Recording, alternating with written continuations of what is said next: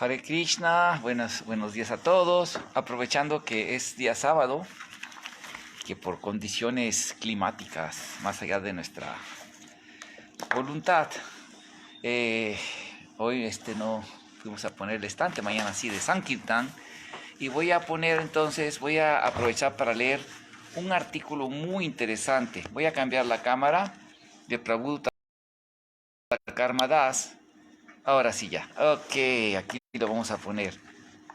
Dutta Prabhu, que nos envió hace ya años atrás, en 1900, más o menos 2000 y tanto, ¿verdad? En los 2000, es que aquí voy a ponerme los lentes para leer en la revista Crítica, cuando laborábamos ahí con el Instituto de Estudios Filosóficos, y era el editor el editor de la revista y colector de aportaciones. Entonces, en esta revista, volumen 9, el año 2008, Prabhu Dutta Karma nos mandó un artículo que lo editamos en entregas, en dos partes, del Instituto de Estudios Filosóficos, y hablamos, aquí está, se llama Forbidden Archaeology, evidencia de una extrema antigüedad del hombre y sus implicaciones para la política de la educación, por Michael Cremo.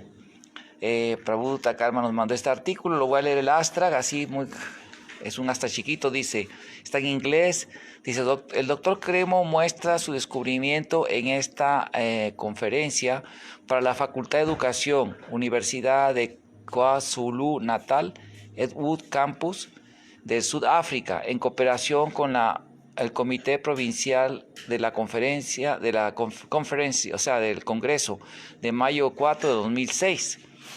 Vamos a leer así, dice así el artículo.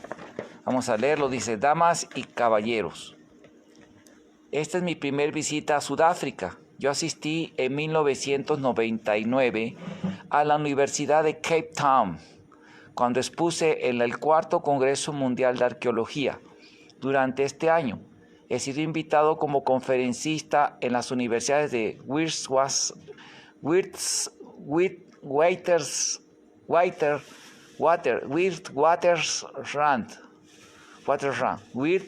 Witwatersrand de Pretoria, en Johannesburgo. En esta semana también en el área de Durban y la próxima en Cape Town. En los pasados años se me ha invitado a las más prestigiosas instituciones científicas, como la Royal Institution de Londres, la Academia Rusa de Ciencias en Moscú y muchas otras, donde se me ha dado la oportunidad de presentar mis hallazgos. Lo mismo en congresos internacionales de arqueología, antropología e historia de la ciencia a través del mundo. Y ahora me siento honrado de estar en su universidad. Mi propósito este día no es el de necesariamente persuadirlos que cambien sus ideas sobre la evolución humana.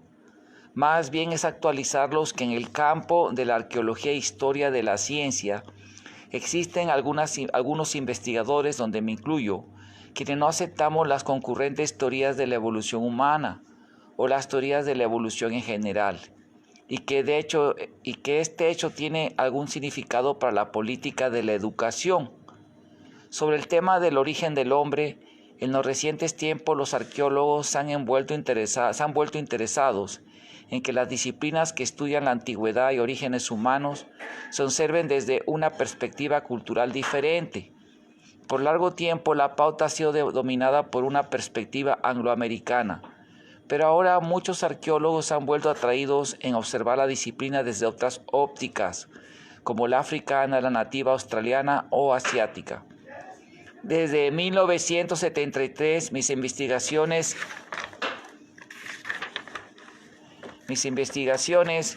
en el campo de los orígenes humanos y su antigüedad fueron inspiradas en algún grado por mis pesquisas en los arcaicos textos sánscritos, entre los que se encuentran el grupo llamado los Puranas o historia tradicional antigua.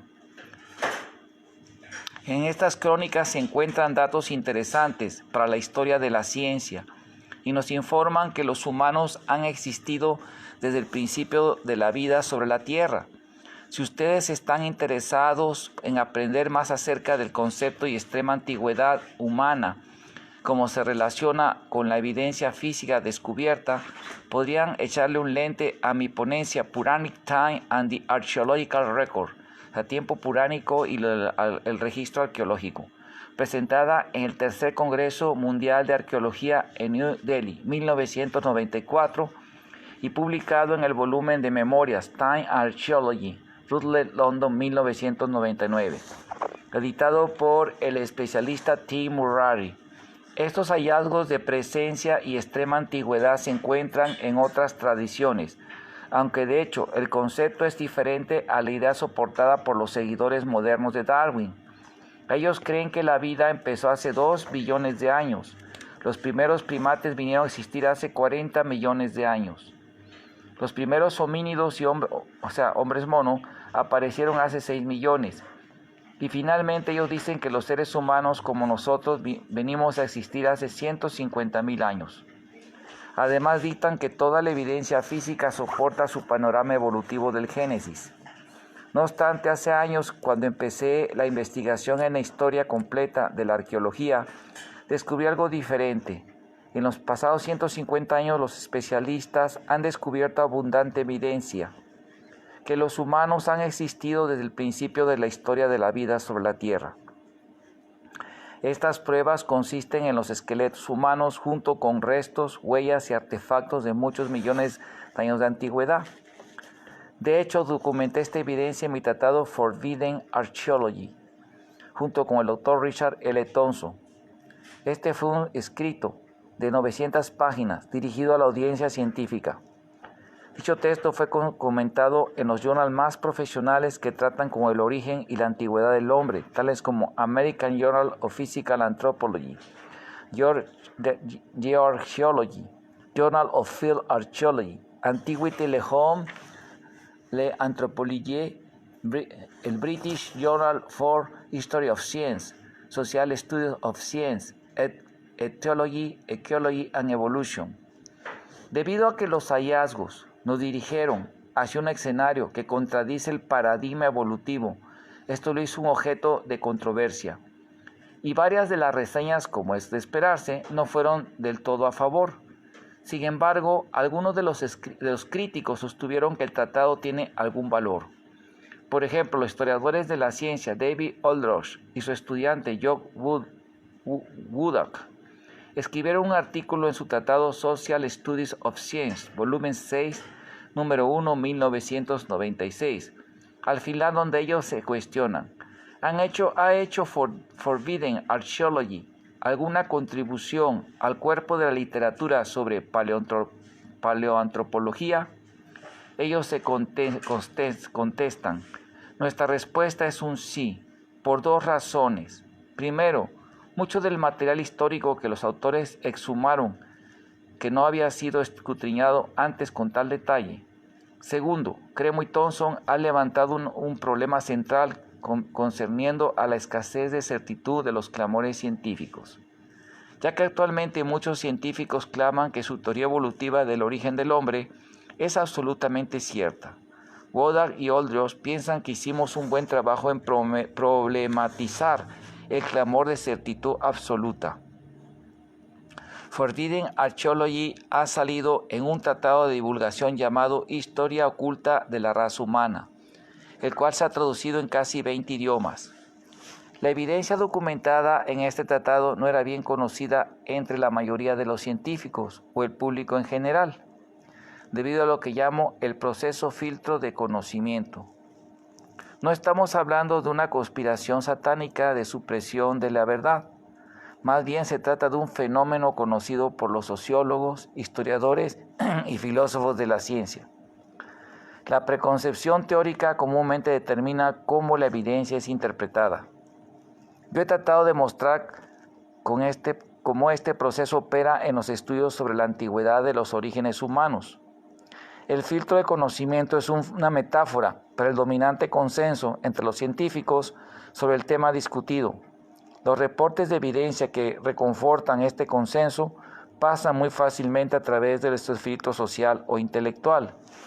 Esto determina que los estudiantes leerán acerca de tal evidencia en sus textos de estudio, qué escucharán y verán las personas en sus programas de televisión y cuando van a sus museos, y qué artefactos verán en las exposiciones. No obstante, los reportes de la evidencia que contradicen radicalmente el consenso general no pasan la prueba del filtro. Esto significa que los estudiantes no leerán acerca de tal evidencia en sus textos, ni la gente la verá en la televisión, ni los museos, aunque tales artefactos podrían quedarse almacenados en las cámaras de estos. Permítame mostrarle algunos ejemplos de este tipo de evidencia. En 1970, los arqueólogos excavaron varias herramientas de piedra en Hueyatlaco, cerca de Puebla, en el centro de México. De hecho, quisieron conocer la edad y acudieron a un equipo de especialistas para tratar el lugar. La geóloga Virginia Steen McIntyre y sus colegas usaron el método de series de uranio para datar los huesos y su fechado fue de 245.000 años. Sobre las capas donde estaban las herramientas y huesos había un sedimento de ceniza volcánica. Los geólogos usaron el método de fisión de zircón para rastrear la fecha de dicha capa de cenizas y obtuvieron una edad de 270.000 años. A partir de los resultados de los 4 tipos de métodos empleados, los peritos concluyeron que la edad del sitio debió ser por lo menos 250.000 años. No obstante, los arqueólogos no creyeron que tal sitio debe ser tan antiguo. De acuerdo a su entendimiento, los seres humanos capaces de hacer artefactos no existían hace 250.000 años, pero ni habían evolucionado aún. Así los arqueólogos rehusaron aceptar tal edad del sitio, proporcionado por su propio equipo de geólogos, y en vez de eso le asignaron una edad más tardía. Después Virginia Steen McIntyre y sus colegas publicaron independientemente la verdadera edad del hallazgo en el Journal Quaternary Research, volumen 1961, volumen 16, página 1 al 17, de marzo 30 de 1961. Al respecto, Steen McIntyre le escribió a la editora Stella Leopold: no siendo una antropóloga, yo no realicé cuán profundamente con nuestro pensamiento se ha vuelto fosilizada la teoría actual de la evolución humana. Nuestro trabajo en Hueyatlaco ha sido rechazado por muchos arqueólogos debido a que contradice el periodo de la teoría. Eso es una cita, aquí es una cita. En 1997, H. Thiem, un arqueólogo alemán, anunció en Nature, la revista Nature, que es una revista científica, 1997, volumen 365, página 807-810, el descubrimiento de lanzas de madera en un lugar de Schöningen, Alemania del Norte. Dichas armas poseen una forma exacta como las modernas jabalinas olímpicas, obviamente que fueron herramientas de caza. Además se descubrieron en las mismas capas unos huesos animales correspondientes al Pleistoceno medio. ¿Quién hizo tales lanzas? De acuerdo a tales teorías, no pudieron existir humanos como nosotros, pues no habían evolucionado aún. De esta manera, los arqueólogos han atribuido esta lanza. Bueno, voy a poner tantito, esperar que pase el sonido de la licuadora, que ya va a pasar. Un momentito, seguimos. Obviamente que fueron herramientas de caza. Además se descubrieron en las mismas capas unos huesos animales correspondientes al Pleistoceno medio. ¿Quién hizo tales lanzas? De acuerdo a las actuales teorías, no pudieron existir humanos como nosotros, pues no habían evolucionado aún. De esta manera, los arqueólogos han atribuido estas lanzas a un tal Homo heidelbergensis, una variedad de Homo erectus que habitaba en Europa Central durante el Pleistoceno medio. Esto es interesante, porque antes de tal descubrimiento, los especialistas no creían que el Homo erectus fabricara lanzas. De hecho, los más antiguos lanzas elaboradas no tienen más de 100.000 años atrás, dentro de tal rango de las especies humanas. Sin embargo, existe una respuesta a la cuestión de quién las hizo. Dicha réplica está conectada a una serie de hallazgos realizados por Jacques Boucher de Perthes, en Abbeville, en el noreste de Francia, es Jacques Boucher de Perth, en Avenil, en el noreste de Francia, en el siglo XIX. Boucher de Perth, uno de los fundadores de la moderna arqueología, descubrió una quijada humana anatómicamente moderna, junto con herramientas del Pleistoceno, que los modernos geólogos le datan de 430.000 años atrás. En tal tiempo el descubrimiento fue algo controversial. Muchos científicos no podían creer que los humanos estuvieran tan temprano, como el extracto de las quijadas se sugería, por lo que algunos propusieron que Boucher de Perth había sido víctima de un fraude. Se especulaba que la quijada había sido obtenida de algún cementerio cercano y la plantaron en excavación para que Boucher de Perth la encontrara. Y esta es la historia que ustedes verán en los libros de texto de hoy. Pero lo que ustedes no leerán ahora, que dicho especialista hizo varias excavaciones adicionales y encontró unos 100 huesos humanos anatómicamente modernos y un diente en la misma formación en que estaba la quijada original. Estos descubrimientos fueron hechos rigurosamente, controlando las condiciones que permitían descartar la posibilidad del fraude. Dichos hallazgos demuestran que la quijada también era genuina. Lo que obtenemos de Abimael es evidencia de una población de humanos anatómicamente modernos en Europa hace 400.000 años. Propongo que fueron los miembros de tal clan quienes hicieron las lanzas encontradas en Alemania. Nota Bona dice, si a ustedes les gustaría conocer los detalles de este caso, podrían consultar mi ensayo publicado en las memorias Proceeding the 20 International Congress of History of Science, 2002, volumen 10, página 39-56. Ok, seguimos.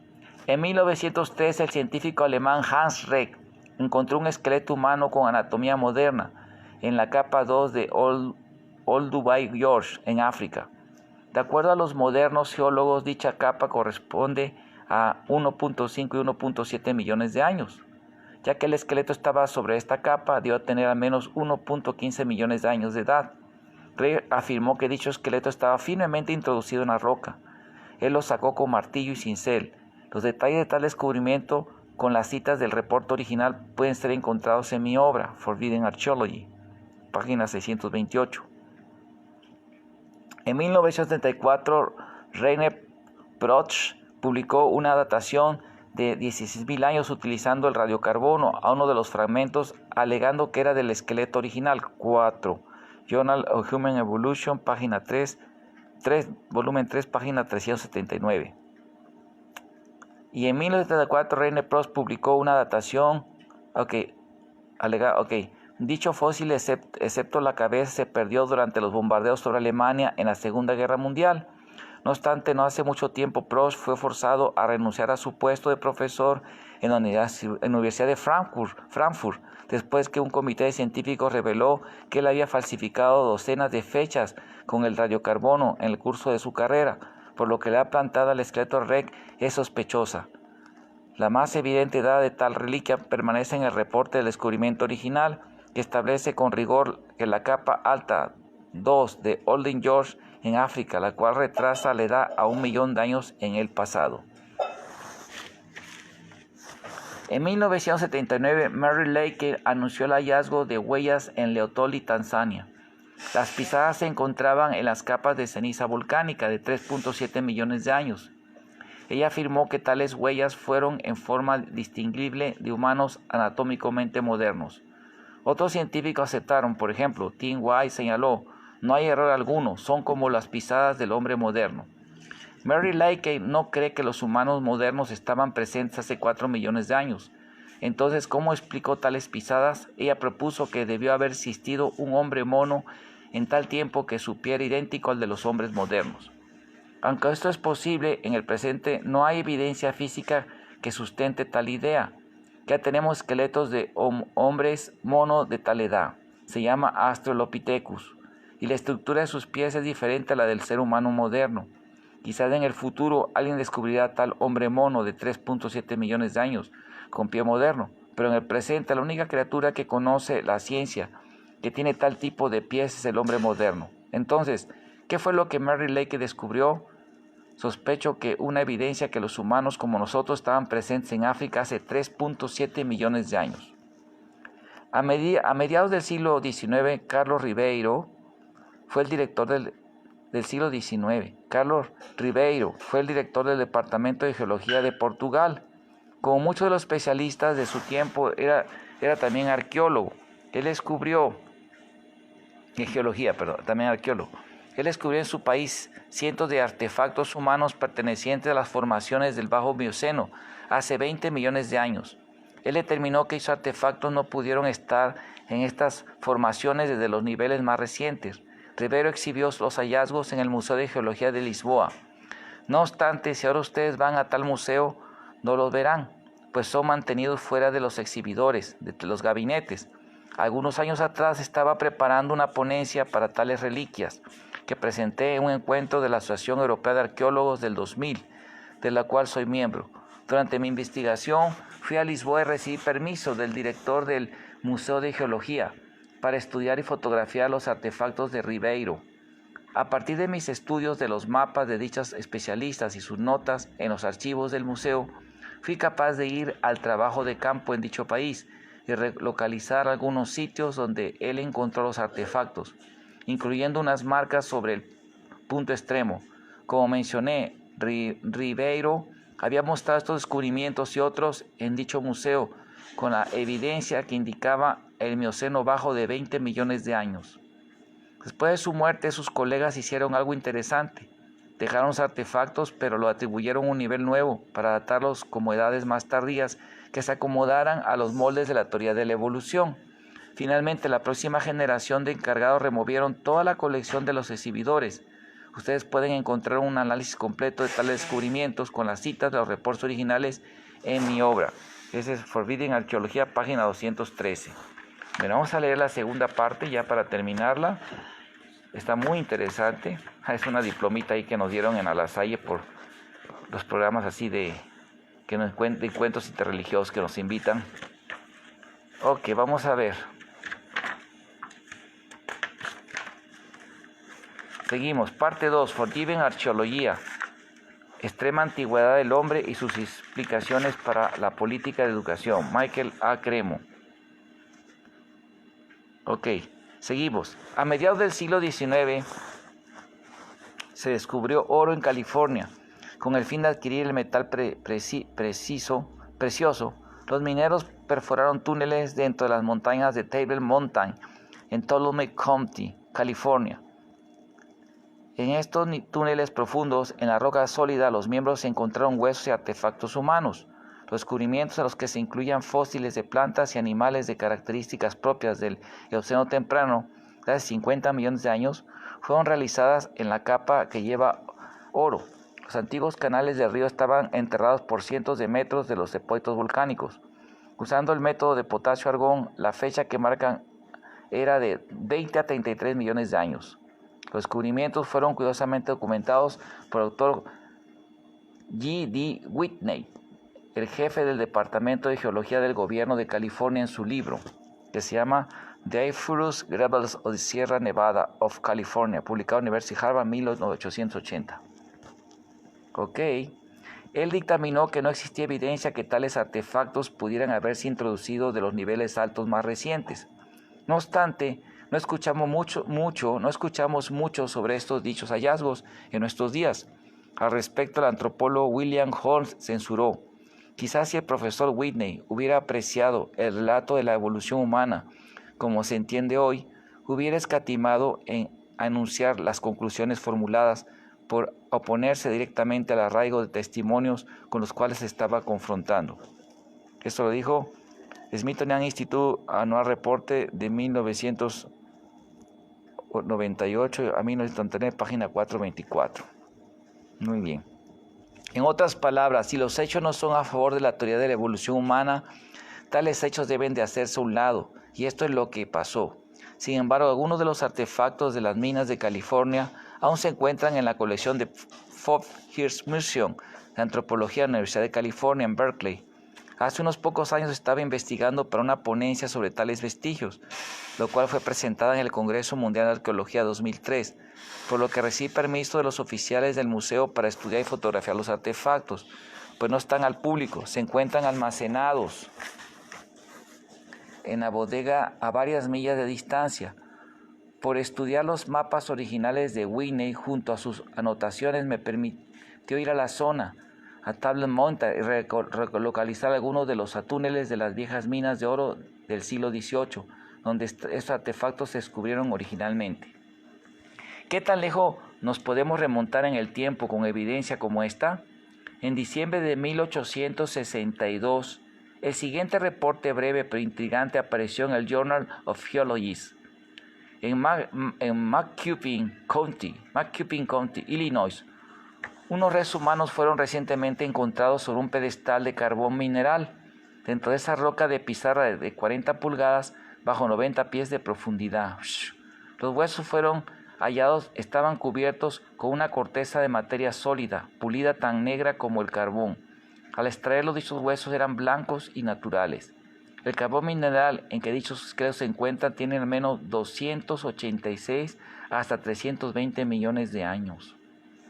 En el siguiente reporte titulado A Relic of Bygone Age, que apareció en la revista Scientific American, se afirma: hace unos días una explosión poderosa que se realizó en las rocas de Meeting House Hill sacó una inmensa masa de piedra.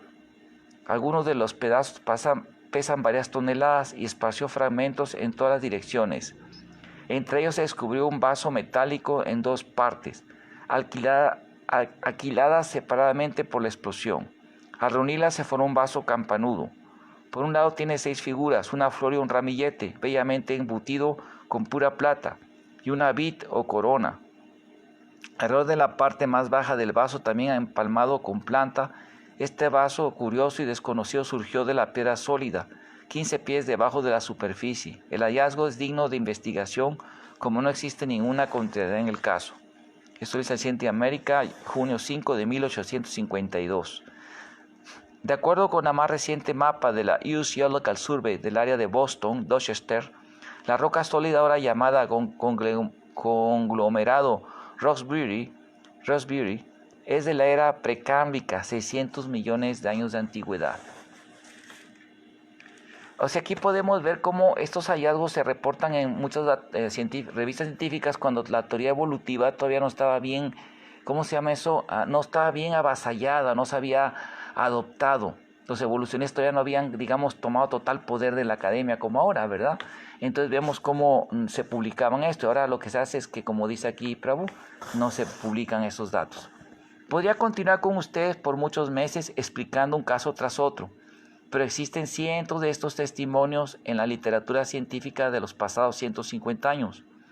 No obstante, sí me gustaría tener en mente que existen variados científicos quienes clamarán que toda la evidencia científica sostiene su relato evolutivo de los orígenes humanos y que los hombres llegaron a existir entre el 100.000 y 200.000 años atrás.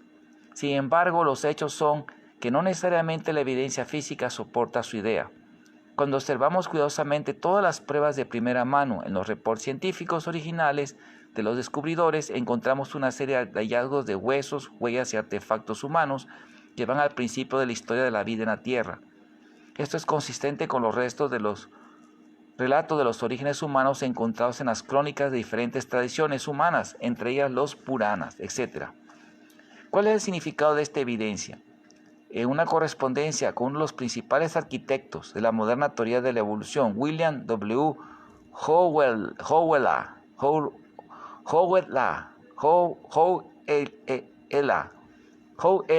me escribió: muchas gracias por mandarme una copia de Forgiven Archaeology, el cual representa un muy cuidadoso esfuerzo en ensamblar críticamente el material publicado.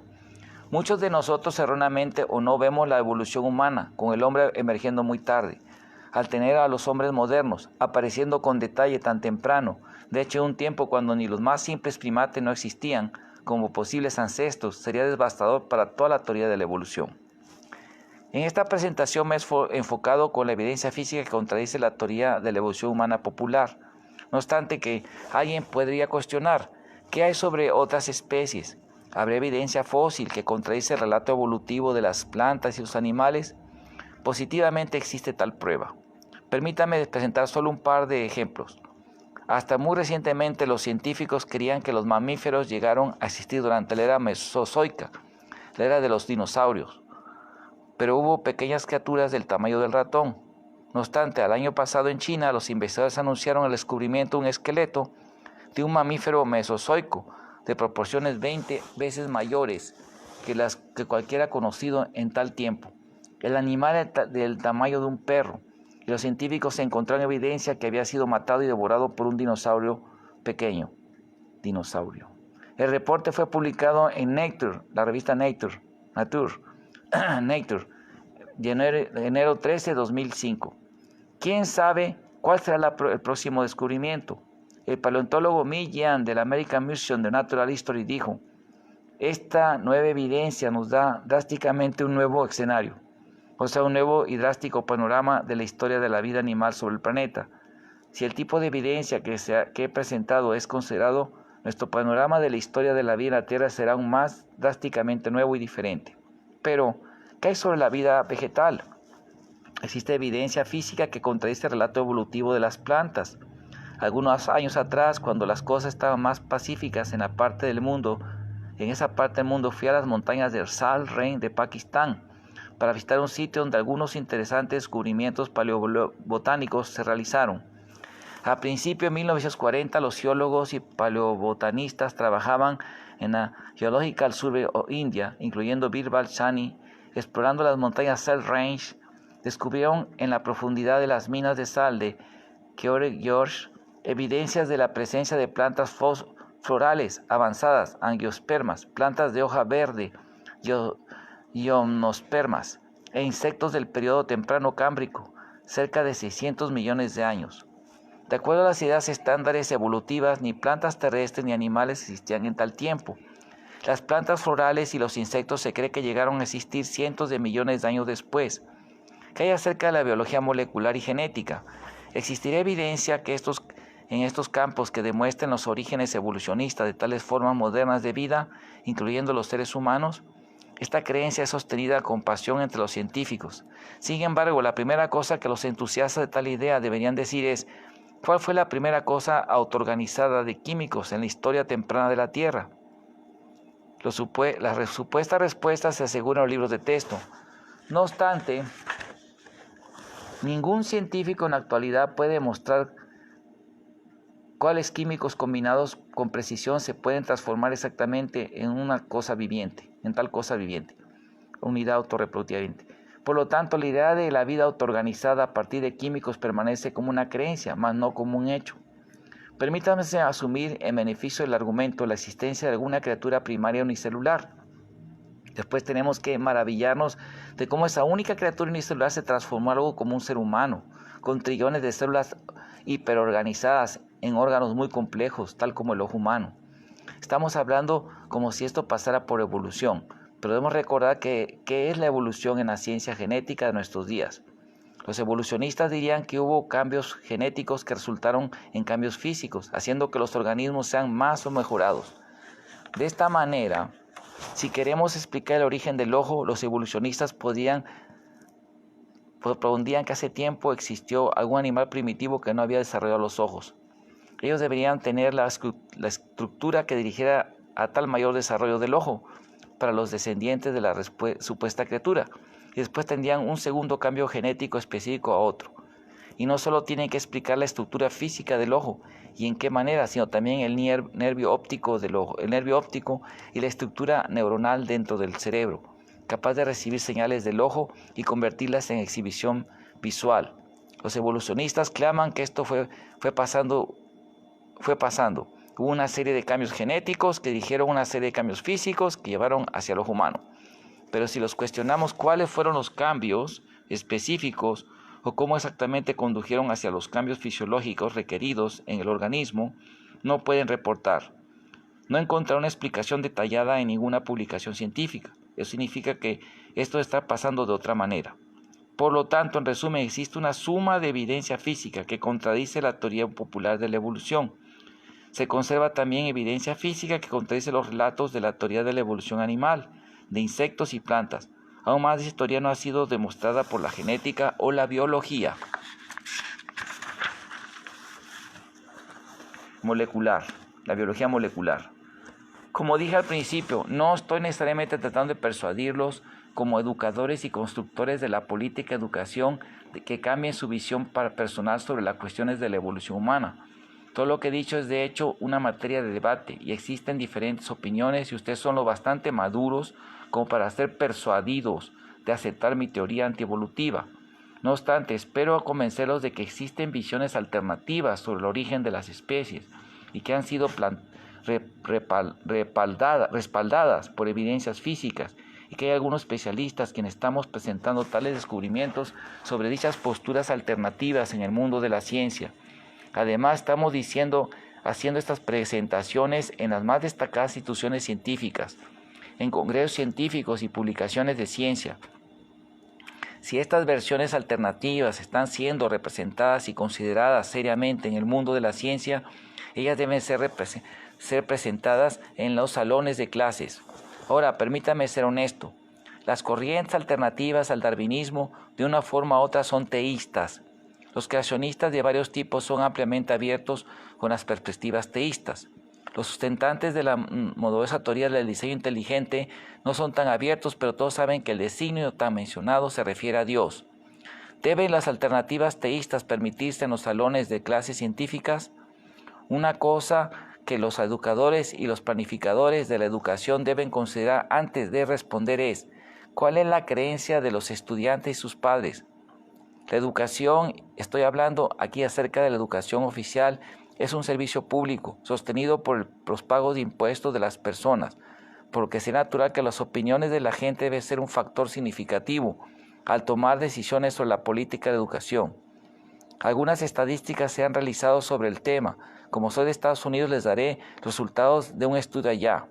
En el 2015, la revista Nature publicó los resultados obtenidos por la organización Gallup sobre la creencia en la evolución entre los púberes de 3 a 17 años.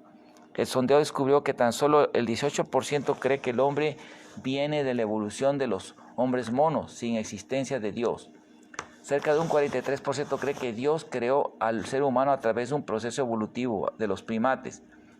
Siempre debemos recordar que la idea de que Dios guió la evolución desde el principio hasta producir al hombre está en total contradicción con la idea científica moderna de que la evolución es un proceso natural de accidental por azar de las mutaciones genéticas.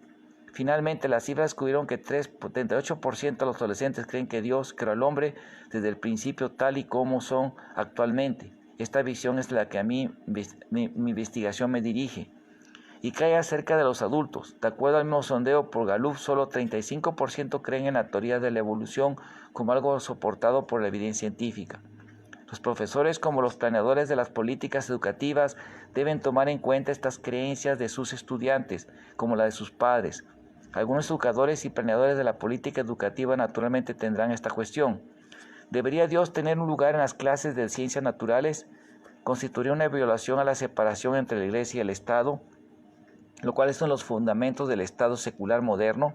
En hora de responder a dichas cuestiones, debemos tener un claro entendimiento de los diferentes papeles que el concepto de Dios juega en la religión, la filosofía y la ciencia. En la religión, Dios es el objeto de adoración, por lo que el Estado nunca debe dictar sobre las personas cómo ellos deben de adorar a Dios. Por lo tanto, la adoración de Dios y las expresiones religiosas no deben tener un lugar en las clases de ciencia. En filosofía, Dios es el principio metafísico al que muchos filósofos han arribado a través del ejercicio de la lógica y la razón. Así, los gobiernos no pueden dictar y prohibir a los profesores de filosofía en las escuelas ni universidades enseñar acerca de los filósofos que han llegado a esta conclusión. En ciencia, Dios ha sido inferido por el estudio de la naturaleza. Históricamente, muchos científicos han inferido a partir de su estudio de la naturaleza que debe existir un ser supremo, inteligente, responsable del orden y la complejidad del mundo físico visible ante nosotros, porque los gobiernos nunca deben prohibir a los profesores enseñar sobre los científicos que han inferido la existencia de Dios, un designio inteligente, a partir de la evidencia observable ante nosotros. Algunos educadores y planificadores del sistema educativo han estado bajo la impresión que siempre debe y deberá haber una clara separación entre Dios y la ciencia. No obstante que siempre existir la separación clara, los más destacados estudios modernos de la historia y la filosofía de la ciencia demuestran que esto no ha sido verdad. Me estoy refiriendo al reciente volumen editado por John Hallett et al. Y publicado en la Universidad de Chicago Press, llamado Science and Theistic Contest, la ciencia en un contexto teísta, 2001. La editorial de esta universidad reseña el libro. Es una amplia postura compartida, que la ciencia y la religión son fundamentalmente opuestas la una con la otra. Más aún, la reciente historiografía nos demuestra que la creencia religiosa en Dios necesita ser adherida a los factores sociales, económicos, políticos y culturales que fueron construyendo la ciencia moderna. Esta colección nueva muestra que las ideas religiosas no están tan solo motivando esfuerzos científicos, sino que también compartiendo el real contenido de la mayoría de las teorías científicas. Esto invalida el mito moderno, que Dios y la ciencia no tienen que ver nada el uno con el otro. Así, ¿cuáles son las implicaciones prácticas de esto en la política de educación? Primero que todo, los constructores de la política de educación deben reconocer que la vasta mayoría de los científicos aceptan la teoría de la evolución. Es un hecho, aunque también es un hecho que algunos dentro del mundo de la ciencia, un número cada vez más incrementa, la rechaza y están proponiendo alternativas teístas, y los planeadores de la evolución deben concientizarse de esto, de la educación, deben concientizarse de esto. La solución propia es que la teoría de evolución, como sus proponentes, se les debe enseñar en los talones de clases y los libros de texto, pero al mismo tiempo un espacio considerado en dichas fuentes educativas debe consagrar, presentar neutralmente las alternativas teístas sobre el tema. ¿Qué tanto? Eso se lo dejo a su consideración. En este momento, en muchas partes del mundo, especialmente en Estados Unidos, los educadores y los planeadores son partícipes de un sistema apasionado de exclusión que artificialmente destierra las voces que se oponen a la teoría de la evolución. Debemos terminar con este sistema artificial de anatema e ir más lejos, dando una presentación proporcional a todos los puntos de vista que existen en el mundo de la ciencia. No podemos precisamente descuidar e ignorar que no hay un debate sobre todas estas cuestiones dentro de los círculos científicos. Prácticamente la mayoría de los especialistas saben que existe un tal debate. Se ha reflejado en los medios, las cortes y los mismos sistemas educativos. Los educadores y los planeadores educativos aquí en Sudáfrica pueden tomar un papel relevante en resolver este debate en la manera más atractiva para todos los involucrados. Ya, Dutakarma Prabhu Ki, ya. Y bueno, espero que les sirva mucho a todos. Si tienen alguna pregunta pueden hacerla, ¿verdad? Y se la haremos llegar a Prabhu Dutakarma Das. Y bueno, estamos para servirles. Muchas gracias. Hare Krishna.